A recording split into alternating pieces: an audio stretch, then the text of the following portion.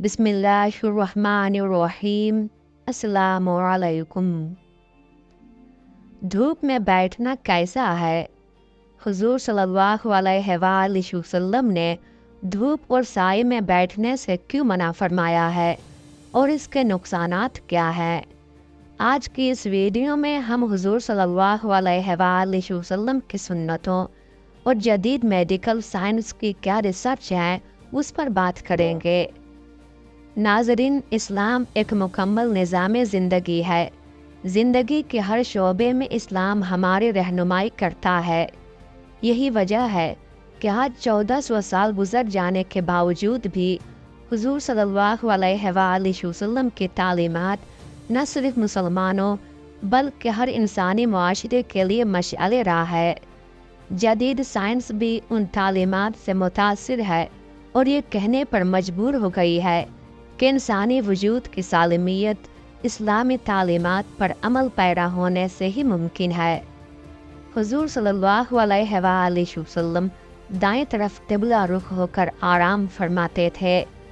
आज साइंस कहती है कि दिल बाएं तरफ है। अगर इंसान बाएं तरफ लेटे तो दिल की बीमारियां पैदा होने का कभी खतरा होता है, क्योंकि बाएं करवट लेटने से मैदा और आंतों का बोझ दिल पर पड़ता है, जिसकी वजह से दौरान खून और दिल की हरकत में कमी पैदा हो जाती है। नींद के बारे में तजुर्बों से ये चीज़ वाज़ेह हुई कि जिन मरीज़ों को मुसलसल दाएं करवट सुलाया गया वो मरीज़ बहुत जल्द सेहतयाब हो गए, और जिन मरीज़ों को बाएं करवट सोने दिया गया वो मरीज़ बेचैन ही रहे। मॉडर्न रिसर्च से ये बात बिल्कुल साफ हो चुकी है कि दाएं तरफ सोना दिल और मैदे की बीमारियों से बचाता है, यहाँ तक कि बेहोशी और मुसलसल बेहोशी से भी महफूज रखता है। इसी तरह हुजूर सल्लल्लाहु अलैहि वसल्लम का बिस्तर मुबारक नरम ना था। आप सल्लल्लाहु अलैहि वसल्लम का बिस्तर चमड़े का था। हज़रत उमर रज़ियल्लाहु ताला अन्हु से मरवी है कि उन्होंने कहा, एक मरतबा मैं नबी करीम सल्लल्लाहु अलैहि वसल्लम की खिदमत में हाजिर हुआ तो आप सल्लल्लाहु अलैहि वसल्लम एक बुनी हुई चटाई पर लेटे आराम फरमा रहे थे। आप सल्लल्लाहु अलैहि वसल्लम की पुश्त अनवर और उस चटाई के दरमियान कोई बिस्तर ना था। चटाई के निशान आप सल्लल्लाहु अलैहि वसल्लम के पहलू पर ज़ाहिर हो रहे थे। चमड़े के तकिए पर टेक लगाए हुए थे जिसमें खजूर की छाल भरी हुई थी। इस हदीस से यह बात वाज़ेह होती है कि रसूल अकरम सल्लल्लाहु अलैहि वसल्लम आरामदेह बिस्तर इस्तेमाल नहीं फरमाते थे।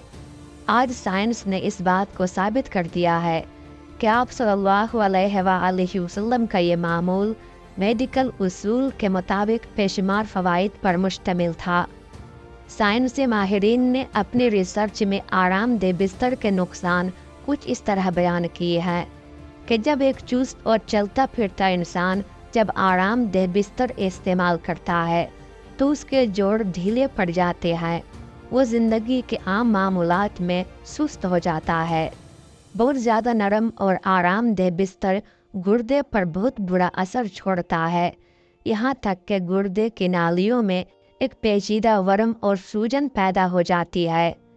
आरामदेह बिस्तर रीढ़ की हड्डी को बहुत नुकसान पहुँचाता है।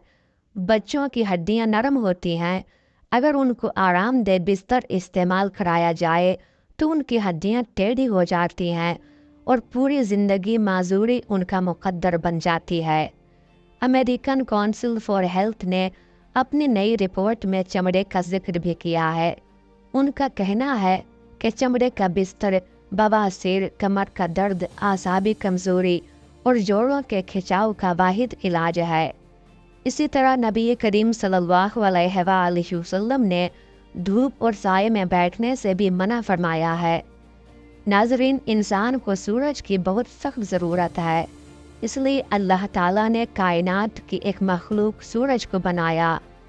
इंसानी ज़िंदगी में इसके बेशुमार फ़ायदे हैं।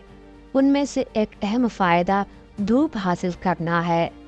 ये धूप इंसानों के साथ साथ तकरीबन तमाम मखलूक़ात की ज़रूरत है। इंसान के अक्सर कामों का दारो मदार धूप पर ही है।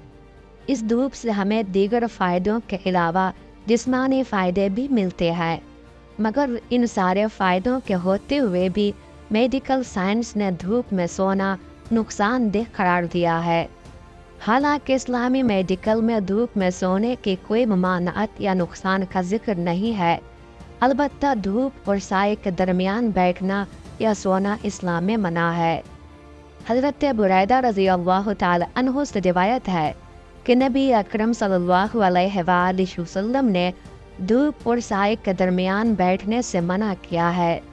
اسی طرح سنن ابو داؤد میں ایک روایت ہے کہ نبی کریم صلی اللہ علیہ وآلہ وسلم نے فرمایا، جب تم میں سے کوئی دھوپ میں ہو اور وہ سمٹ جائے کہ بعض حصہ دھوپ میں اور بعض سائے میں ہو تو کھڑا ہو جائے، یعنی وہ جگہ چھوڑ دے۔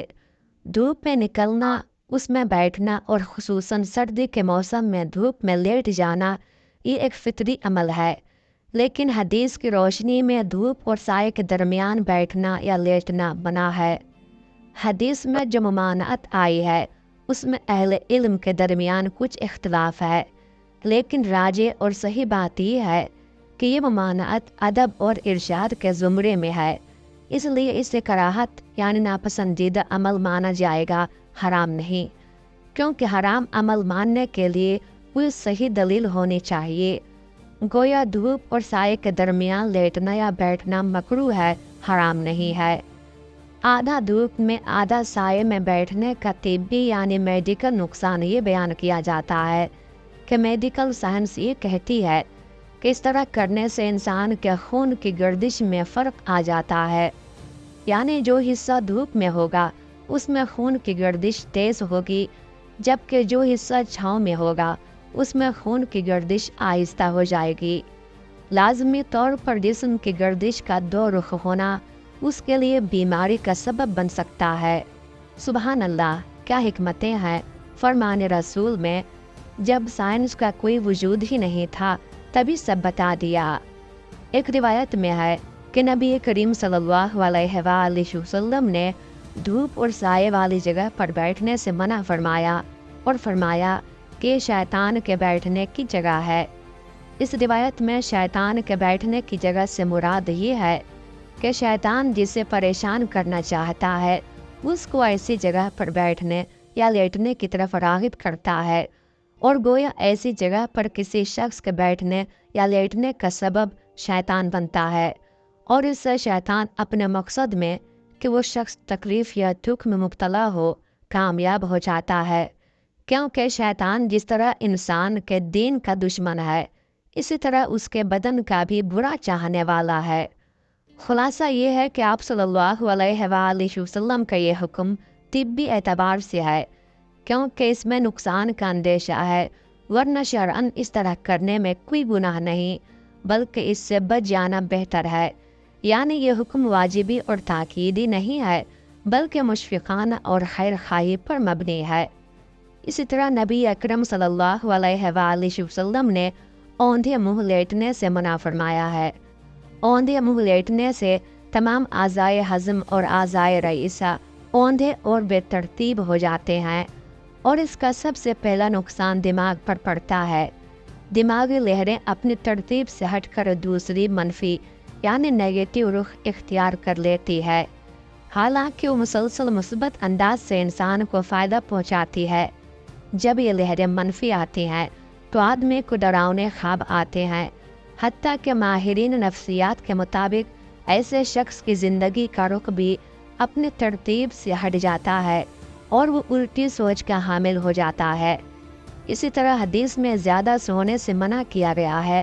زیادہ سونے سے بدن میں سستی اور کسل مندی پیدا ہو جاتی ہے، جس سے دنیاوی کاموں میں حرج پڑتا ہے اور دین کو بھی تیزی سے نقصان پہنچتا ہے۔ زیادہ سونے سے مرگی، ہسٹیریا اور بے خوابی کے مرض میں اضافہ ہوتا ہے۔ زیادہ سونے سے آنکھوں کی بیماریاں، خاص طور پر پپوٹوں کی ورم پیدا ہوتی ہے۔ زیادہ سونے سے بدخوابی کا مرض پیدا ہوتا ہے، اور بدخوابی کے مریضوں کے لیے تو زیادہ سونا سم قاتل سے کم نہیں۔ اللہ تعالی ہمیں نبی کریم صلی اللہ علیہ وآلہ وسلم کے مبارک طریقوں پر عمل کرنے کی توفیق عطا فرمائے۔ آمین یا رب العالمین۔